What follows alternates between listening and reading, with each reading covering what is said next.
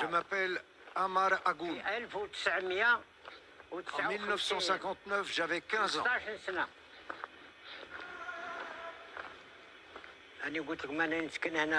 Ma maison était tout en haut.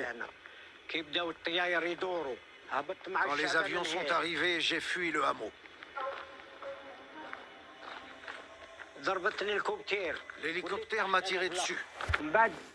Je suis tombé et j'ai continué en rampant.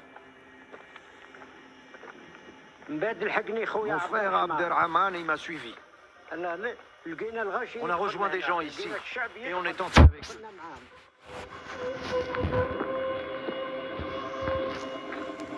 La grotte Touchatou était un refuge pour l'armée de libération. Elle a été découverte et l'armée française a envoyé toutes ses forces. Ils ont ramené les gaz toxiques par hélicoptère. Une fumée bien noire est entrée. Très noire. On l'a respirée et on a commencé à tousser. On avait de la bave verte au coin des lèvres et on est tombés les uns après les autres.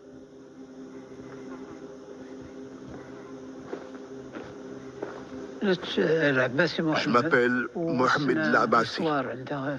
J'avais 12 ans ce jour-là. Quand ils ont tiré, c'était comme si du sable nous tombait dessus. Les gens ont commencé à tousser, à crier, à pleurer. On ne comprenait plus rien. On n'entendait plus rien, on ne voyait plus rien. Mon oncle criait et mon père lui disait « Aïssa, récite la shahada ». Mon oncle a étouffé et il est mort sur place. Il a crié « Silence ». Les mots de Ammar Agoun et Mohamed Labassi résonnent jusqu'à nous pour briser un secret. Il était enfoui depuis plus de 60 ans. Durant la guerre d'Algérie, la France a utilisé des armes chimiques, des armes interdites.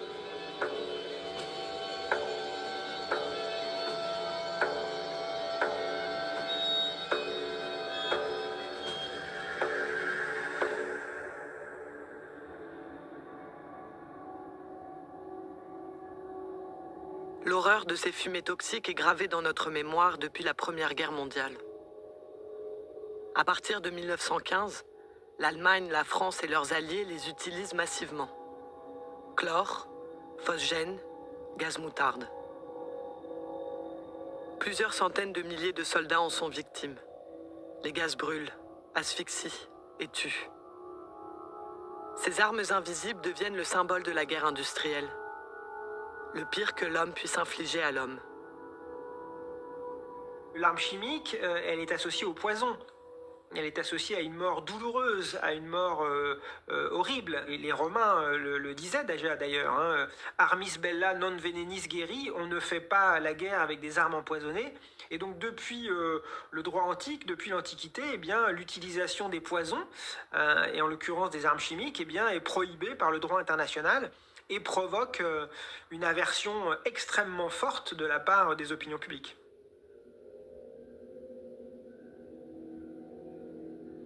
Avant la fin de la Grande Guerre, le Comité international de la Croix-Rouge s'en fait l'écho. Il exhorte les belligérants à cesser une innovation barbare. En 1925, les armes chimiques sont interdites. Elles sont condamnées, lit-on dans ce protocole de Genève, par l'opinion générale du monde civilisé.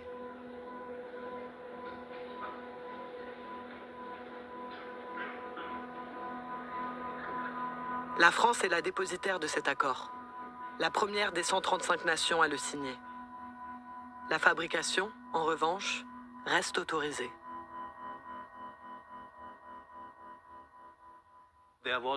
Comme il y avait un risque que d'autres pays acquièrent des armes chimiques, certains ont exigé le droit à la riposte.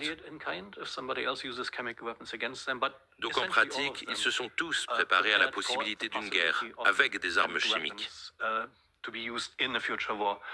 Les États-Unis, la Grande-Bretagne et l'Union soviétique, avec le soutien de l'Allemagne, avaient de vastes programmes.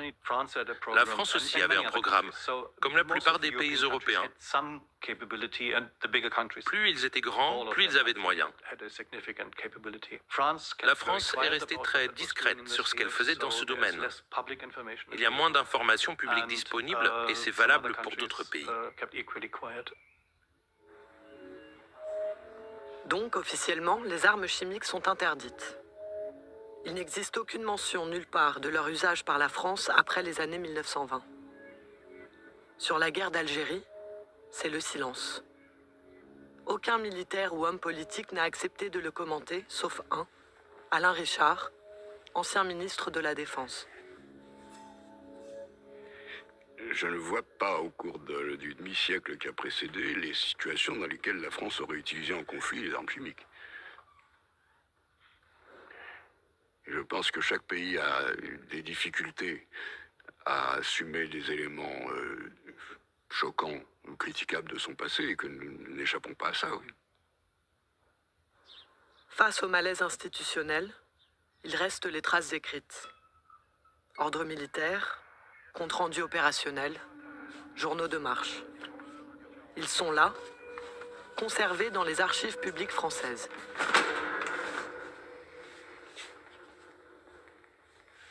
Voilà 7 ans qu'un homme se consacre à les déterrer. Christophe Lafaille est historien. Il épluche tous les cartons de la guerre d'Algérie relatifs aux armes chimiques. Comme ici, aux Archives nationales d'outre-mer, certains documents sont déclassifiés. Mais il se bat contre le ministère des Armées qui refuse l'accès à beaucoup d'autres. J'ai fait des demandes pour pouvoir accéder à ces archives sur la guerre chimique en Algérie. Et là, première demande, refus. Une nouvelle demande de carton refusée. Refus, encore une fois, archives incommunicables. Ce qu'on m'oppose, c'est le code du patrimoine. On me dit les archives qui sont contenues dans ces cartons vont vous permettre de concevoir, donc d'élaborer, de construire, de localiser ou d'utiliser des armes de destruction massive. Comme si dans des archives qui sont par exemple le journal de bord d'une unité, on allait trouver le plan d'une arme chimique, on allait trouver un manuel d'emploi qui explique comment il faut utiliser cette arme chimique, etc. Donc ce sont des objections qui sont totalement farfelues. Et ce que ça veut dire, c'est qu'on s'interdit de comprendre ce qu'était réellement la guerre d'Algérie. Heure troublée en Algérie, où en plusieurs endroits du territoire, une série d'attentats ont été commis dans la nuit qui précéda la Toussaint. En 1954, les Algériens du FLN, le Front de Libération Nationale, lancent une vaste série d'attaques coordonnées.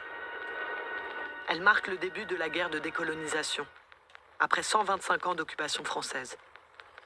C'est une guerre de pauvres, qui utilise la guérilla comme moyen d'action. À Bakna se sont déroulées les obsèques des 3 soldats du camp militaire, assassinés alors qu'ils montaient la garde. La France de la 4e République veut maintenir l'ordre.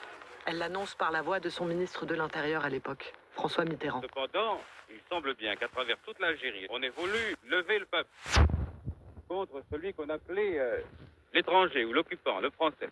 Et il faut que les populations comprennent qu'elles doivent nous aider, ou bien qu'elles s'exposent par la force des choses et malgré notre volonté à souffrir davantage. Il est donc de notre devoir à nous de faire peser la force, de l'ordre, de la France, de la concorde entre les citoyens. On parle de fellaga et de complots organisés par certaines ligues musulmanes. Les combattants sont désignés hors la loi. La France veut garder l'Algérie à tout prix. On peut croire que le calme sera vite rétabli.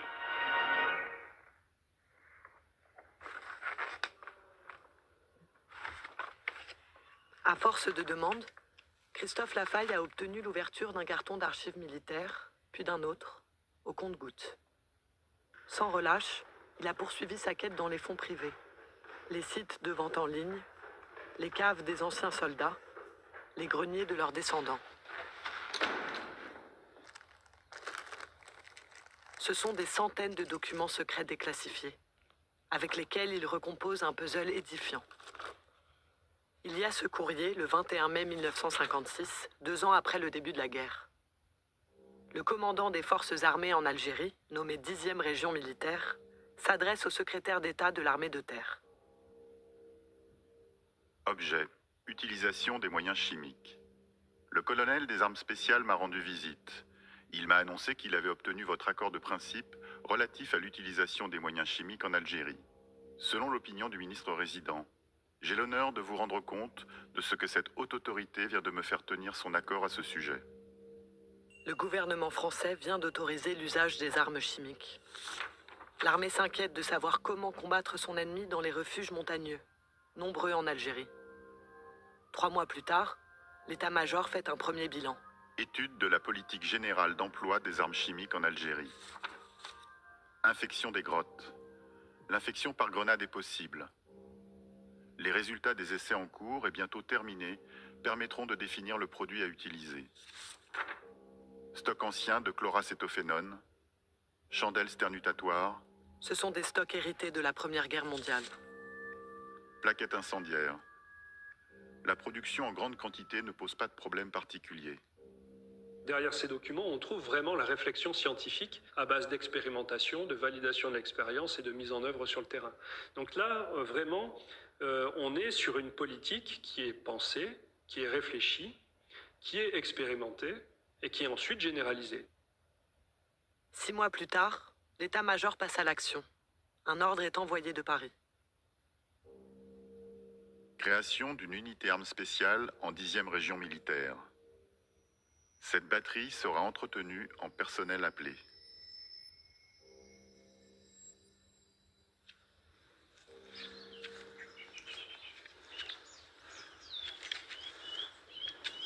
Jacques Huré a servi 29 mois sous les drapeaux.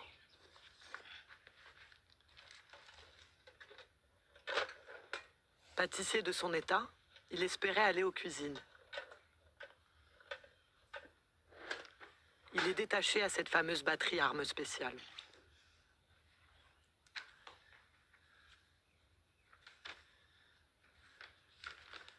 Là, au cours de mon séjour, j'avais acheté une carte où j'ai marqué tous les endroits où je suis passé. Alors en Algérie, on était là pour traiter les grottes. Les traités.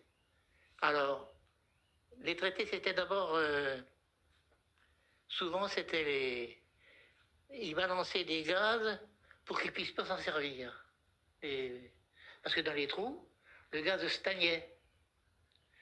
Alors là, ça empêchait les rebelles de s'y réfugier. Mais on savait qu'il y avait des trucs qui étaient interdits par la Convention de Genève, mais on ne savait pas quel gaz. On nous expliquait rien. Jamais on nous a expliqué ce qu'il y avait dans les gradins à gaz, des trucs comme ça.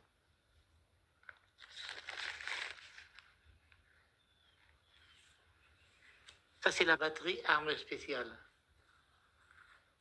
Ça, c'est en opération à Saf-Saf. Les sections partaient chacun leur tour. Et des hélicoptères qui nous emmenaient sur une opération. Quand on part en opération, il y a un sous-officier de carrière, 1 ou 2, et le reste, c'était des sous-officiers comme moi, et puis des troufions. Mais des engagés, il n'y en avait pratiquement pas, on n'était que des appelés. Ça, c'est une grotte qu'on a fouillée, qui servait d'hôpital militaire aux rebelles. Ça, c'est quand on chargeait les PIM. Les PIM, c'était des prisonniers. Et c'était eux qui portaient notre matériel. Et quand on était équipé, on avait un casque léger. Allez voir comment on était équipé. On n'avait rien. Et les masques à gaz. On avait juste les masques à gaz.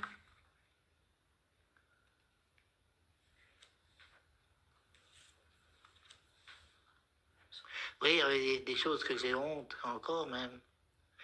Il nous arrivait de faire des fouilles. On balançait tout, hein. Jacques Huré garde certains souvenirs pour lui. Il en sort d'autres, comme ce journal de marche des opérations, écrit par un soldat de la batterie armes spéciales. Alors, je ne sais pas si je dois vous montrer ça. Alors, c'était un carnet de liaison qui a été fait Il y a marqué les opérations, vous voyez. Hein. Adieu, salle, boyau, galerie. La paroi verticale est là, 3 mètres de l'entrée. La paroi verticale est là, à 3 mètres de l'entrée. Le seul qui a pu rentrer se replie. 13 heures. La grotte est occupée par les hors-la-loi. Un prisonnier qui servait de guide au 14e régiment de parachutistes a été capturé par les hors-la-loi. La grotte est infectée à 14 heures. À 14h40, un hors-la-loi sort de l'abri, puis 3 autres. Ils sont faits prisonniers. À 16h20, le sergent décide d'explorer la grotte. La densité des gaz ne permet pas la progression dans la grotte. Avant d'utiliser ces armes spéciales, les soldats y étaient formés. Christophe Lafaille a acheté ce manuel d'instruction à un fils de militaire. La loi y est rappelée sans ambiguïté. En vertu d'engagements internationaux, la France s'interdit l'emploi en cas de guerre de certaines armes spéciales. Les gaz de combat, les armes biologiques. Leur emploi ne pourrait donc être justifié qu'à titre de représailles dans le cas où elles auraient été employées sans équivoque par l'ennemi sur des troupes ou populations françaises ou alliées. Voilà. Donc c'est loin d'être le cas en Algérie. Les indépendantistes n'ont pas d'armes chimiques. Ils utilisent les territoires montagneux à leur avantage pour se déplacer, se cacher et attaquer. Les souterrains sont un atout tactique. En 1957, ils sont peut-être 90 000 Algériens à combattre. En face, le gouvernement donne carte blanche à l'armée. L'état-major crée des zones interdites, commence à déplacer de force la population. La torture est généralisée. Les armes chimiques sont déployées.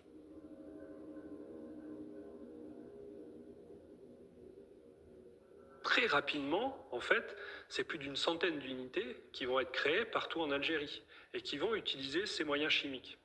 Donc on passe finalement d'un emploi qui pouvait être encore un emploi limité à vraiment un emploi généralisé. Et dans ce cadre-là, le terme de guerre chimique prend tout son sens.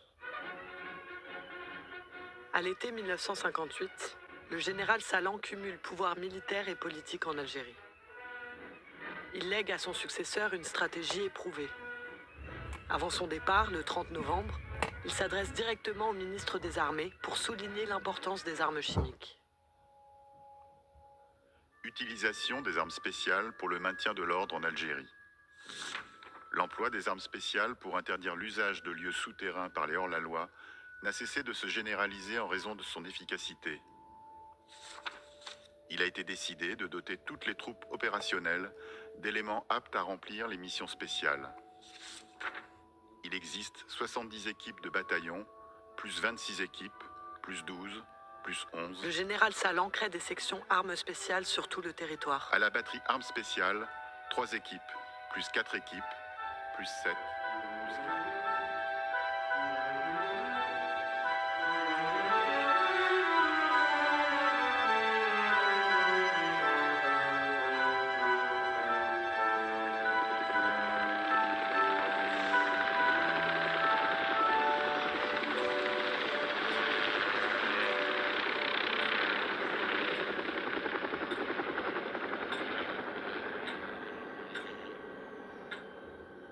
La grotte, on savait qu'il fallait la fouiller.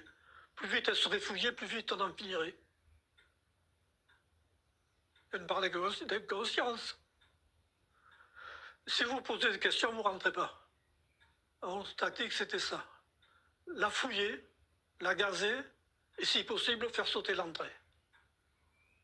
Quand elle était occupée, c'était plus difficile, mais ils savaient qu'ils allaient mourir gazés. Ils se rendaient. Après, c'était plus notre ressort. Hein. Jean a passé 28 mois en Algérie. 10 mois en section grotte dans le massif des Aurès.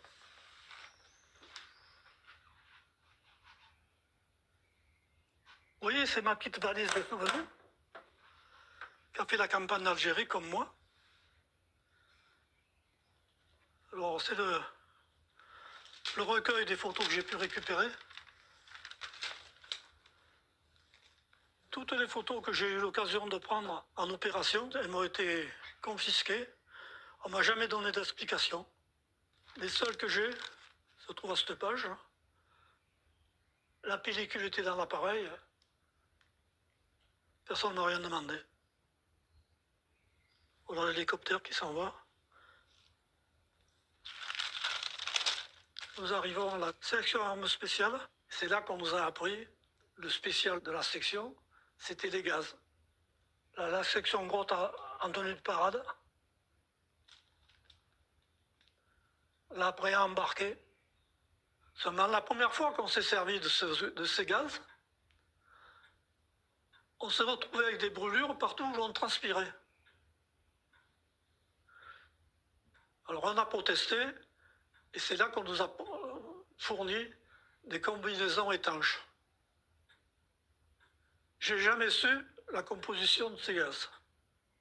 Ça se présentait par des grenades ou des pots qui avaient la valeur de 50 grenades. Pour avoir jeté un de ces pots, Jean Vidalin a été décoré. Sapeur de section armes spéciales, courageux et volontaire pour toutes les missions dangereuses, a secondé avec une rare efficacité son chef d'escouade, permettant ainsi la mise hors de combat de 10 adversaires. Cette citation comporte l'attribution de la valeur militaire avec la croix de bronze.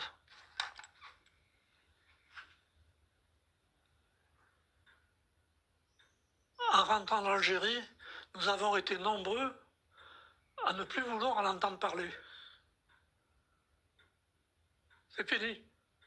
D'ailleurs, personne ne nous a rien demandé. Ça a été un mutisme total. Je ne me suis pas endormi une fois, en 60 ans, sans me passer la guerre d'Algérie.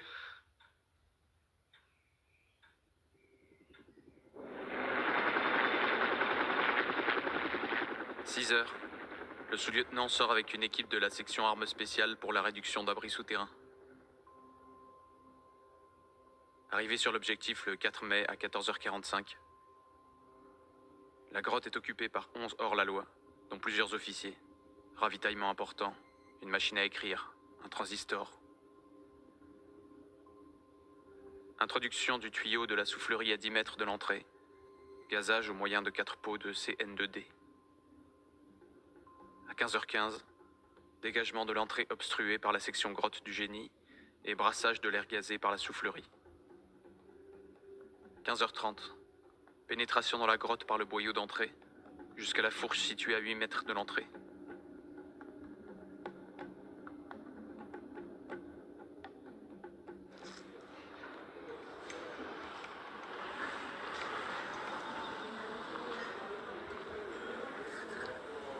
On m'appelait le rat, parce que j'allais partout.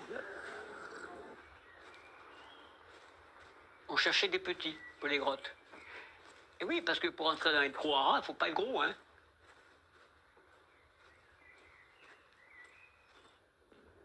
Mais j'étais volontaire après, hein. Est-ce que tu es au commando? Voilà, ben oui. Le commando, c'est pas facile, hein. De temps en temps, ici, ils font du nettoyage. Il y a certaines odeurs qui me rappellent ce gars. Armand Casanova s'est engagé à 18 ans. Il est resté 2 ans et 3 mois en section armes spéciales, au rythme de 2 à 3 opérations de grotte par mois. L'odeur du gaz, je le sens encore, hein. Je le sens, il est mémorisé, hein. Je le sens, hein. Puis la mort aussi, il la sent, hein. Ouais, vous savez, quand on a fait 27 mois là-dedans,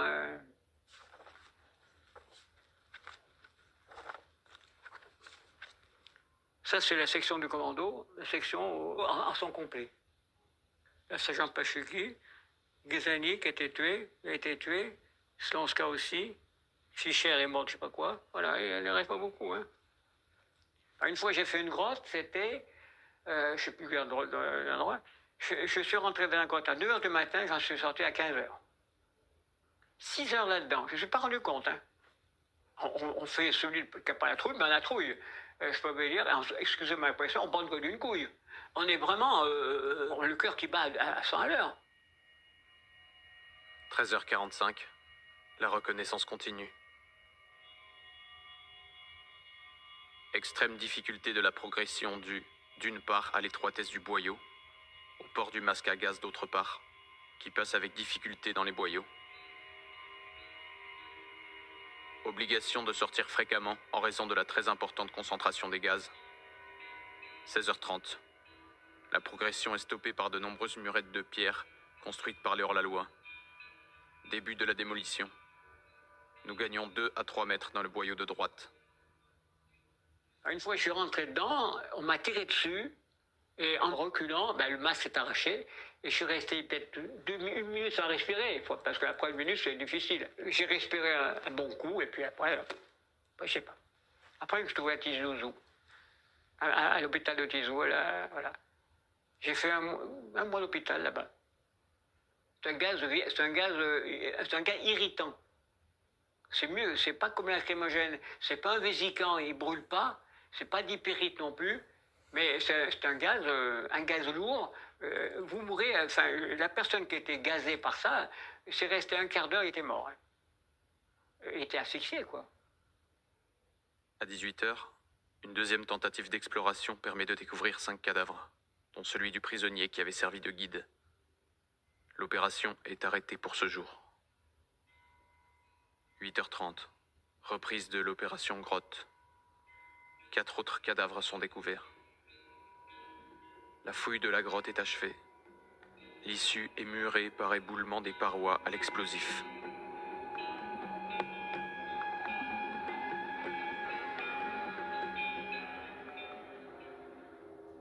C'est des gaz qui étaient assez lourds, qui s'accrochaient aux parois.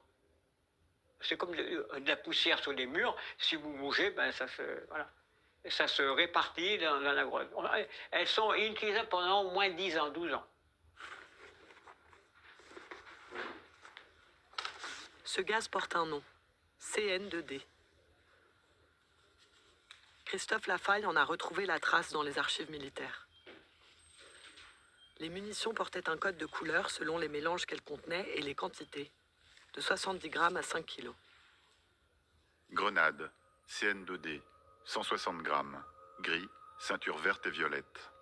Chandelle, 5000 grammes, CN2D, violet dans macaron violet.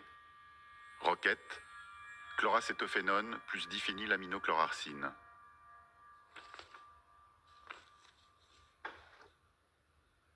Chloracétophénone, 30 grammes de DM, 21 grammes de perchlorate d'ammonium. Les spécialistes capables de définir ces gaz sont rares.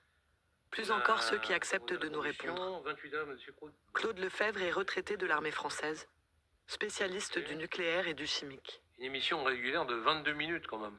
Donc vous imaginez le volume que ça... Alors, le CN2D, vous avez un mélange de dérivés arséniés, qui est la densite, et un dérivé cyanuré, qui est la chloroacétophénone. Là, ce mélange-là, on est sûr que ça marche, quoi. Quelqu'un qui se protège pas, qui n'est pas en mesure de se protéger avant l'attaque, au moment de l'attaque, on peut plus se protéger.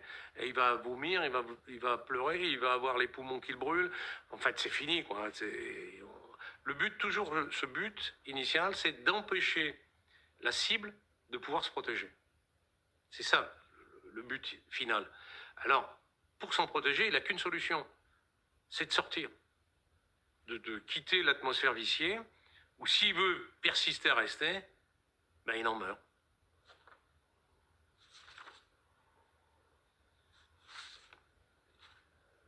Le fait de contaminer les parois interdit le fait qu'on puisse y retourner. En fait. Voilà. Alors maintenant, le laps de temps, tout dépend de la densité initiale d'utilisation. C'est-à-dire, en fait, je vais vous dire, c'était la mode empirique, artisanale, on en cramait un maximum pour être sûr de l'effet.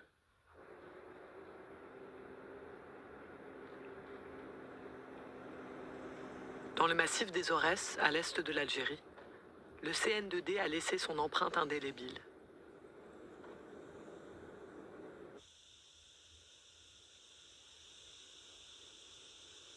Ici, les 22 et 23 mars 1959, l'armée française a gazé plus de 150 villageois réfugiés dans la grotte de Ouchatour. Seuls les plus jeunes ont survécu.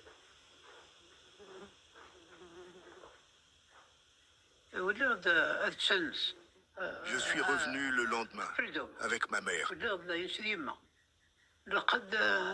On les a vus sortir les cadavres. Ils les ont mis dans les tranchées, par 6 ou 7. Là-bas. Tu ne pouvais pas les reconnaître. Ils étaient tout bleus. C'était pas possible de les identifier. Il fallait regarder leurs vêtements. Les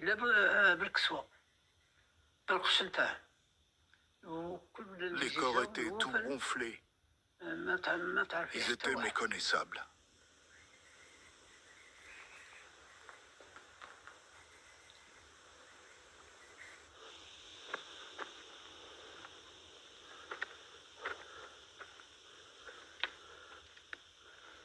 Le lendemain, je suis venu avec ma mère pour récupérer mon frère. Il était vivant.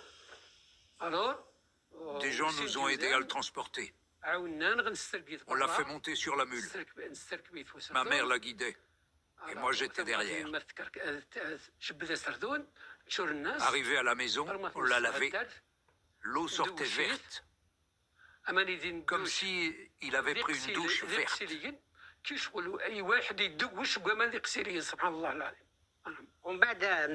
Je vais te dire comment nous, les 6, on a survécu.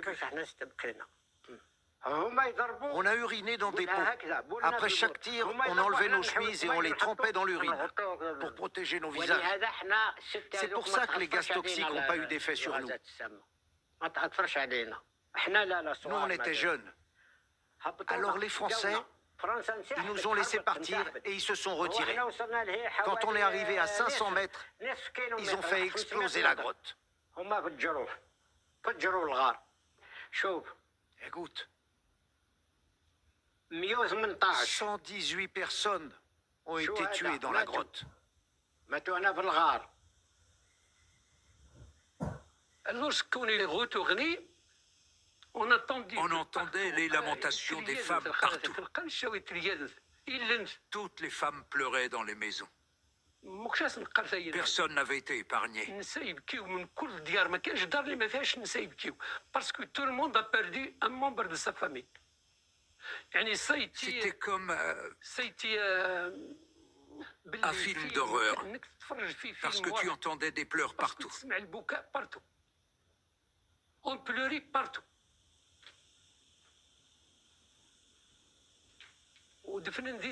Les morts sont restés là jusqu'à l'indépendance. Les autorités sont venues. Avec les villageois, ils ont sorti les cadavres pour les enterrer dans un même cimetière.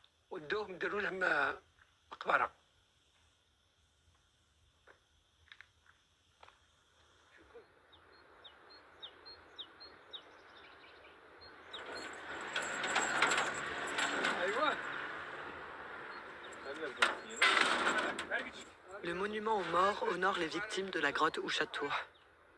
La mémoire de la Révolution, comme les Algériens nomment la guerre d'indépendance, constelle le territoire. C'est une fierté nationale. Personne, pour autant, n'a su l'ampleur de cette guerre chimique.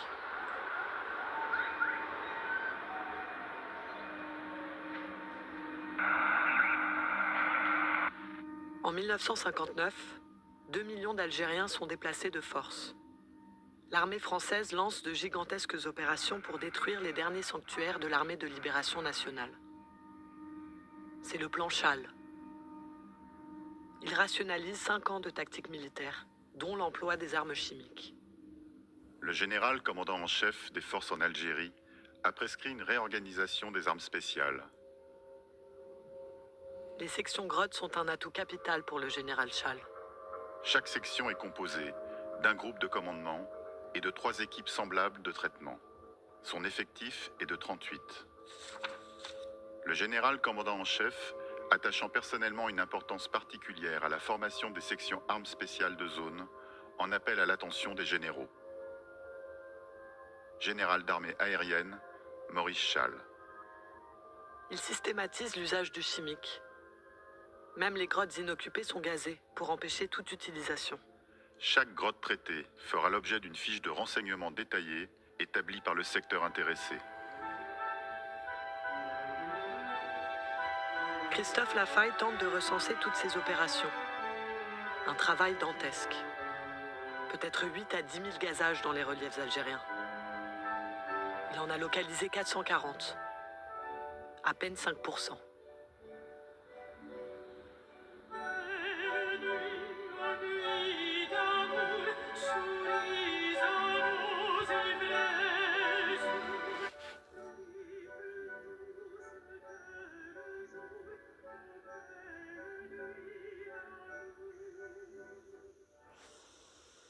Le plan Chal est arrivé dans les montagnes de Kabylie à l'été 1959.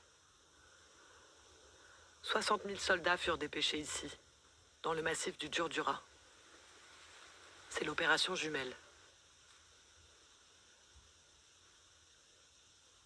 Cette grotte, appelée la grotte du Lion, fait partie des nombreuses gazées par Armand Casanova.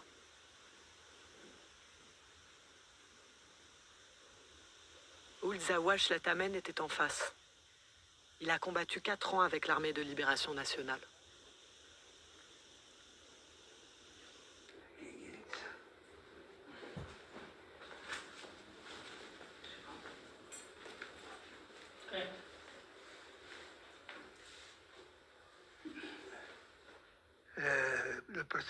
L'opération Jumelle a démarré début 59. Cette période a été terrible quand ils ont déplacé la population. L'armée a installé l'artillerie sur les crêtes pour que personne ne s'enfuit. Et ils ont commencé à bombarder avec les mortiers et les canons.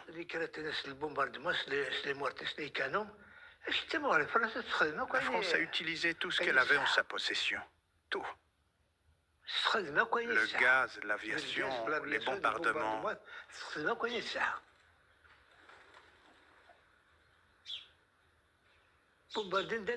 Nous, on regardait depuis la montagne. On pensait que tout le monde avait été assassiné. Les villages étaient détruits. On voyait que de la fumée. Moi, j'allais au ravitaillement dans les villages. Les villageois nous ont beaucoup aidés. Les femmes surtout. Elles ont caché les blessés, ramené du ravitaillement, fait passer des courriers. Les femmes ont beaucoup souffert. J'ai été blessé à la main. J'ai pris une balle là.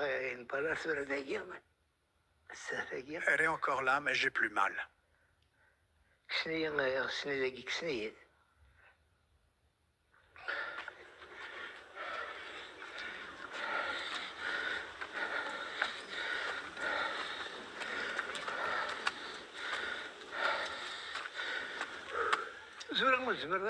Encore aujourd'hui, on ne peut pas tout raconter.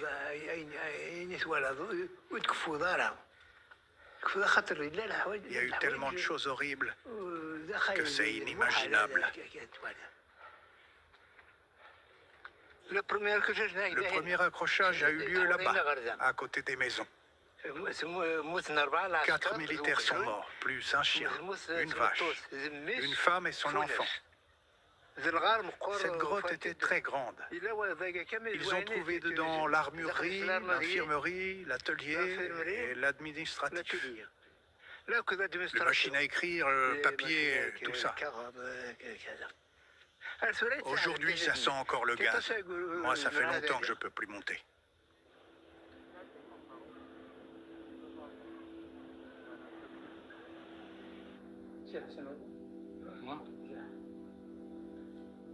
Cette mémoire de la guerre se perdrait sans les descendants qui la transmettent. Mohamed est le fils d'un ancien combattant tué au combat en 1960. Il recueille la parole de ses derniers camarades d'armes, du village d'Aït Mislayn.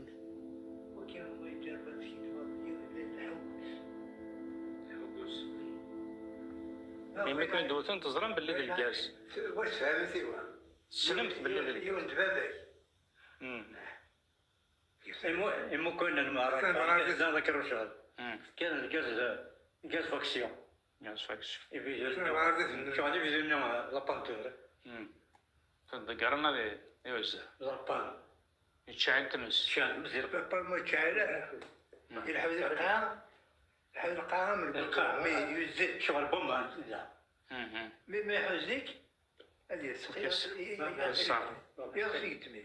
Moi, je voyais ces gaz comme... Bon, je suis un enfant, je regarde... Ça c'est de la rétrospective, c'est-à-dire on m'a raconté, on m'a parlé de ces gaz. Aujourd'hui même, il y a ceux qui nous disent que ça sent encore, tu peux larmoyer, tu peux éternuer, tu ne peux pas rentrer dans certaines grottes. Aujourd'hui même. Moi, je voyais comme une politique de terre brûlée. C'est-à-dire que la France avait perdu la guerre, politiquement parlant, et il fallait détruire le plus possible.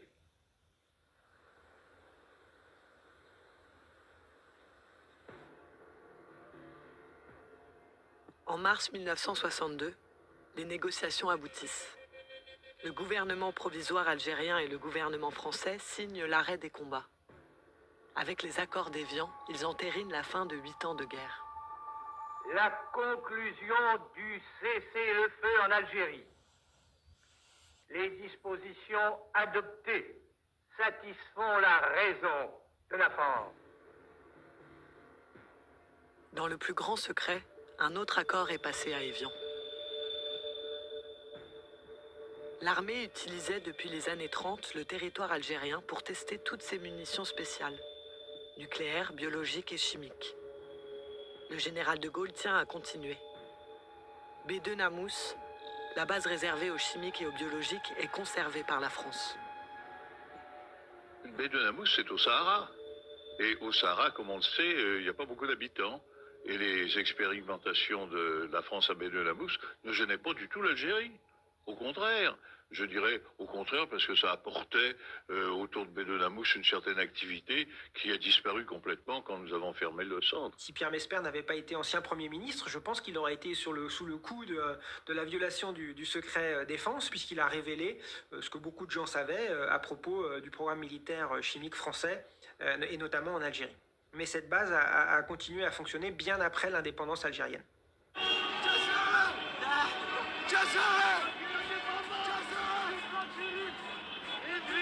Été 1962 dans les rues d'Alger, c'est la liesse.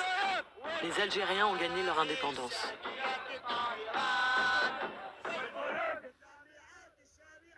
L'armée française se retire. Les sections armes spéciales sont dissoutes. Les anciens combattants se murent dans le silence. Les archives sont classifiées. Il faut attendre la fin de la guerre froide pour un désarmement mondial. La plupart des États vont s'accorder ici, à Paris, en 1993, pour interdire définitivement les armes chimiques, même leur fabrication. L'initiative vient de la France, à la demande du président de la République, François Mitterrand. Mesdames et messieurs, l'essentiel a été dit. Pour adhérer à la Convention, chaque État a dû rendre un rapport complet de ses activités chimiques passées. Un historien l'a écrit. C'est lui, Olivier Lepic. J'ai été mandaté par le ministère de la Défense pour écrire l'histoire du programme chimique militaire français. Évidemment, une partie de ce travail reste classifiée puisque j'ai eu la chance d'avoir accès à la totalité des archives qui, pour beaucoup d'entre elles, restent fermées aujourd'hui à la consultation, et notamment des chercheurs. Je vais être parfaitement honnête. Le prétexte qui consiste à dire que la consultation de ces archives pourrait permettre à des personnes mal intentionnées de fabriquer une arme de destruction massive, elle ne tient pas la route plus de 5 minutes. C'est un paravent derrière lequel on s'abrite pour éviter de mettre à jour un certain nombre d'autres secrets qui sont des secrets historiques et pas des secrets technologiques. La République française a enterré l'histoire des armes chimiques en Algérie. Mais 60 ans plus tard, les effets des gaz se font encore sentir. Car le CN2D, le gaz utilisé par les sections de grottes a des conséquences irréversibles.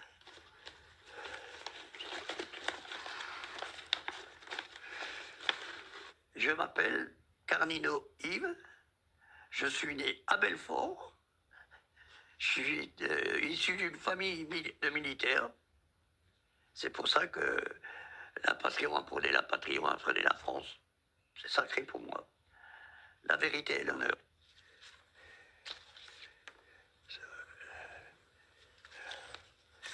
Indochine.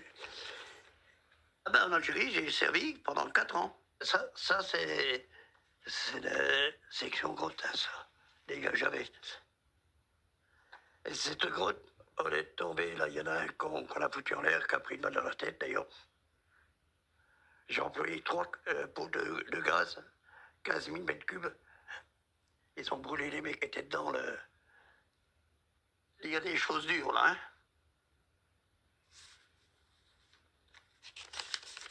Yves Carnino a été blessé à plusieurs reprises par les gaz qu'il utilisait contre les Algériens. Bah, les bronches, ça s'empire de plus en plus. Si vous voulez, c'est les petites bronches qui sont entamées, quoi. Elles n'ont plus leur travail vis-à-vis des gros poumons et puis du cœur, de la circulation de sang. C'est-à-dire que ça devient du cuir. Sur le 2000 à 2500 que je connais, moi, que je sais qu'on passait dans les grottes, il n'y a pas beaucoup de personnes qui ont pu parler.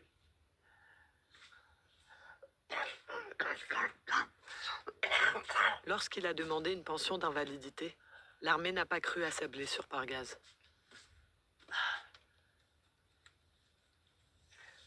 J'ai eu le dossier il n'y a pas longtemps dans les mains. C'est toute la procédure administrative juridique.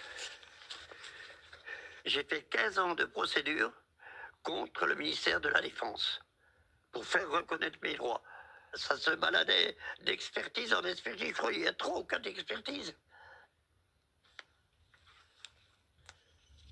Le ministère de la Défense, pour eux, c'était pas reconnu. Bien sûr, ils ne connaissaient pas les gaz. J'étais un menteur, on n'employait pas les gaz. Les fonctionnaires, les responsables qui sont au ministère de la Défense ne peuvent pas le comprendre, puis c'est confidentiel défense. Les munitions que nous avions, les caisses de munitions, le travail qu'on faisait, c'était en confidentiel d'État. Yves Carnino a réuni des témoignages et des archives. Enfin, le ministère a reconnu qu'il avait été gazé au combat. Une brèche a été ouverte. Là-dedans, c'est tous des gens qui étaient comme moi. Hein? On l'a tué par des gaz. Et ça me suit encore maintenant, ça.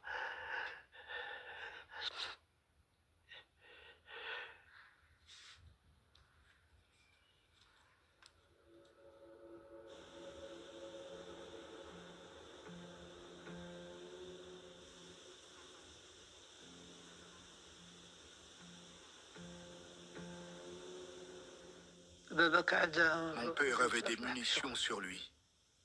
Il a dit, je ne sors pas. Mais vous sortez. Il est encore là aujourd'hui. Un rocher lui est tombé dessus. On ne sait pas à quel endroit il est. On l'ignore. On ne l'a jamais retrouvé. Il n'est pas le seul à être resté sous les décombres.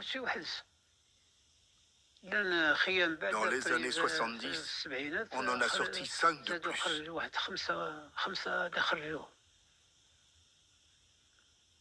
Lui, il est toujours là. Mon frère est mort sur place. Il est toujours à l'intérieur. Il y a environ une vingtaine de corps qu'on n'a pas réussi à sortir. Regarde l'état de la grotte. Elle est complètement effondrée. Mon frère fait partie de ceux-là. Aujourd'hui, il ne reste que les os.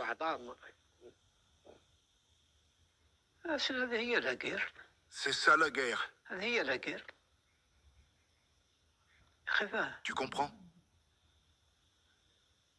C'est normal que j'ai mal au cœur. C'était mon père, je ne l'oublierai pas.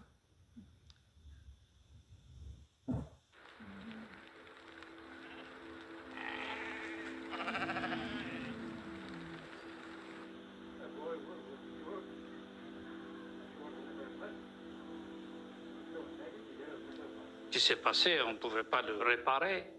Seulement, ce qu'on souhaite aujourd'hui, c'est qu'il y ait un apaisement, qu'on regarde les choses d'une façon un peu plus sagement, reconnaître ces crimes. Il faut reconnaître ces crimes. Les reconnaître, c'est déjà un pas en avant.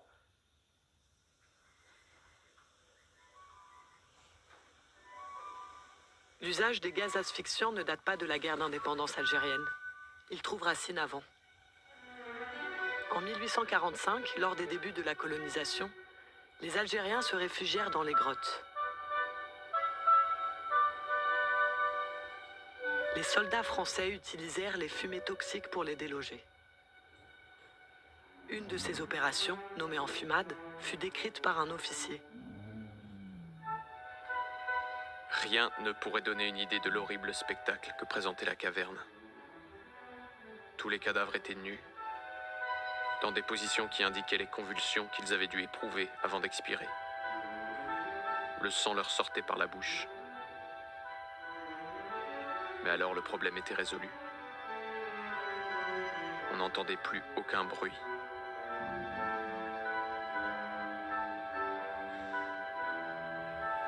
Je pense que voilà, les travaux des historiens l'ont montré, la France n'a pas fait que des choses extraordinaires pendant la guerre d'Algérie. Il y a même eu, il faut le dire, des crimes de guerre, que ce soit la torture, que ce soit un certain nombre d'exécutions sommaires, que ce soit l'utilisation de substances chimiques, notamment dans la guerre des grottes, et probablement d'autres choses. Une grande nation est une nation qui assume son passé, y compris ses erreurs, et il faudra qu'un jour la France les assume.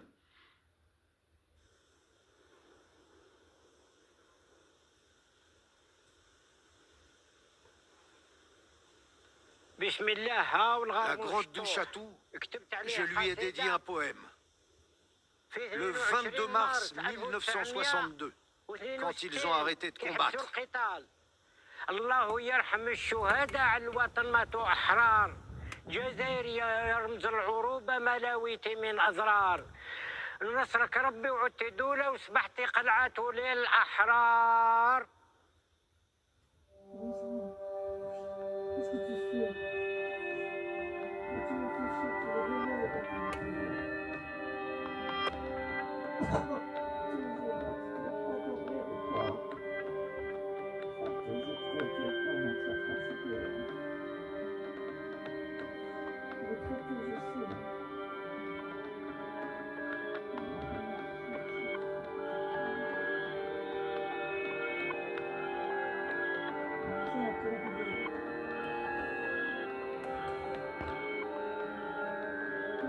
Oh.